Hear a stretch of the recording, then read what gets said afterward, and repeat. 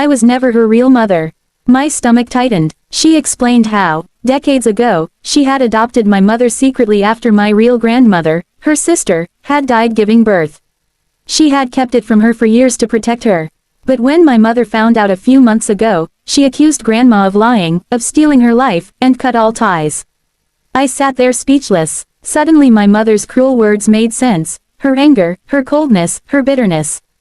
But even then, nothing justified what she did. Grandma looked at me with tired eyes. She may hate me, but I still love her. She's my child, even if not by blood. I promised her she would never be alone again. That night, I couldn't sleep.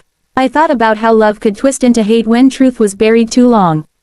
The next morning, my mother showed up at my door. Her eyes were red from crying. "Is she here?" she asked, voice trembling. I didn't want to let her in, but Grandma, sitting quietly in her chair, nodded.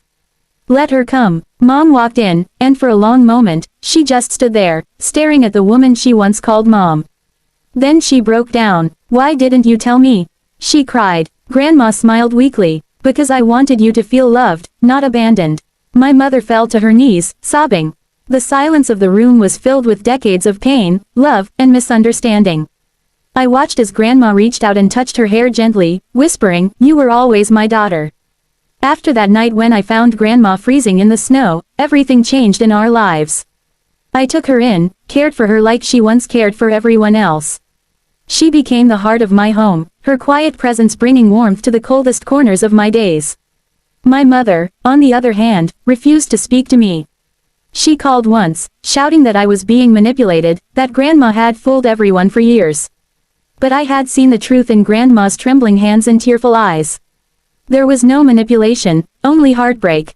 Weeks passed, and slowly Grandma's health improved. She loved sitting by the window, knitting scarves for the homeless and humming old songs. Sometimes, she'd pause mid-song, lost in thought, her gaze distant.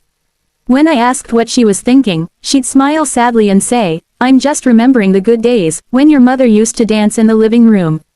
Her memories were like broken pieces of glass, beautiful but sharp enough to hurt when you looked too closely. One day, Grandma called me into her room. She was sitting with a box in her lap, worn and tied with faded ribbon. "It's time you know everything," she said. Inside were old letters, photographs, and a small diary.